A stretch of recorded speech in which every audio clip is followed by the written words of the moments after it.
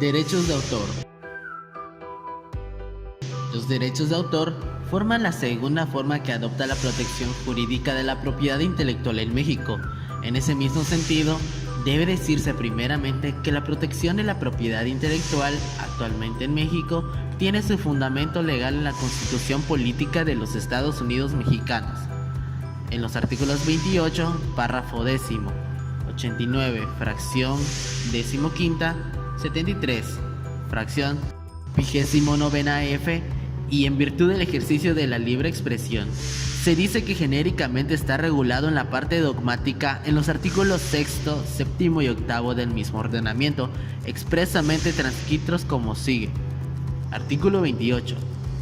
Tampoco constituyen monopolios los privilegios que por determinado tiempo se conceden a los autores y artistas para la producción de sus obras, y los que para el uso exclusivo de sus inventos se otorguen a los inventores y perfeccionadores de alguna mejora. Podemos clasificar a los derechos de autor como los siguientes: derechos patrimoniales, derechos morales, derechos conexos, derechos de reproducción, derechos de comunicación pública y derechos de traducción. Artículo 12.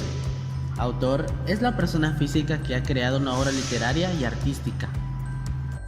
Por lo tanto, los derechos de autor son los reconocimientos que hace el Estado a dicha persona, autor, para que de esta manera obtenga la posibilidad legal de ser beneficiario del derecho patrimonial de la obra que dicho autor creó.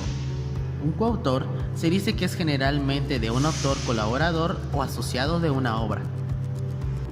En nuestro país, la autoridad administrativa que se encarga de la protección y fomento de los derechos de autor es el Instituto Nacional del Derecho de Autor, conocido como INAUTOR, cuyo sitio web indica que es un órgano desconcentrado de la Secretaría de Cultura que se encarga de lo siguiente: proteger y fomentar los derechos de autor, promover la creatividad, controlar y administrar el registro público del derecho de autor, mantener actualizado el acervo cultural de la nación y promover la cooperación internacional y el intercambio con instituciones encargadas del registro y protección del derecho de autor y de los derechos anexos.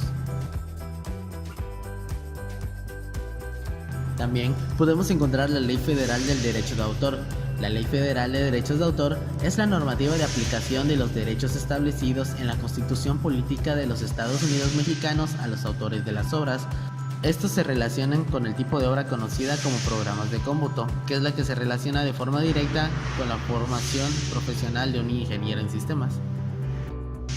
Dentro de la normativa como programas de cómputo, que son las que se relacionan de forma directa con la carrera de ingeniería en sistemas, podemos encontrar lo siguiente: derechos patrimoniales, derechos morales y derechos conexos.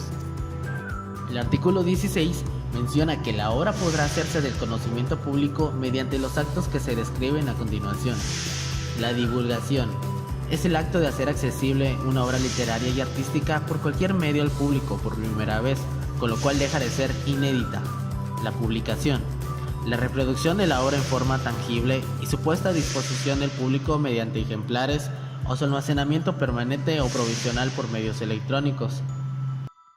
La comunicación pública es el acto mediante el cual la obra se pone al alcance general por cualquier medio o procedimiento que la difunda y que no consista en la distribución de ejemplares. La ejecución o representación pública es la presentación de una obra por cualquier medio a oyentes o espectadores sin restringirla a un grupo privado o círculo familiar. La distribución al público es la puesta a disposición del público del original o copia de la obra mediante venta, arrendamiento y en general cualquier otra forma. Y reproducción, la realización de uno o varios ejemplares de una obra, de un fonograma o un videograma en cualquier forma tangible. El artículo 17 nos menciona que las obras protegidas por esta ley que se publiquen deberán ostentar la expresión de derechos reservados o su abreviatura DR, seguida del símbolo asterisco, el nombre completo y dirección del titular del derecho de autor y el año de la primera publicación.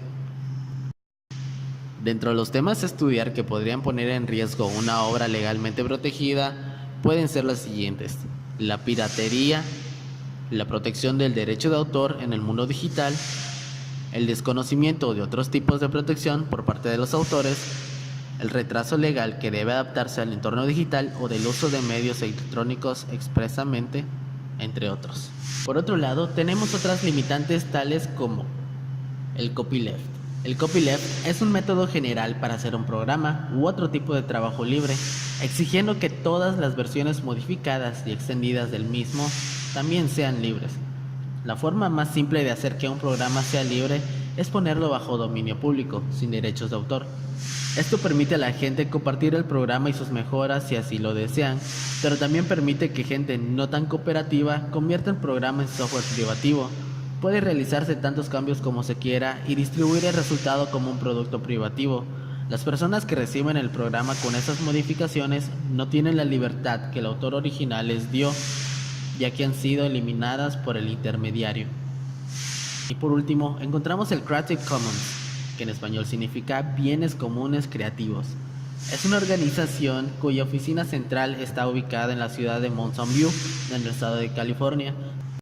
Es una organización sin fines de lucro que permite el intercambio y uso de la creatividad y el conocimiento a través de herramientas legales gratuitas.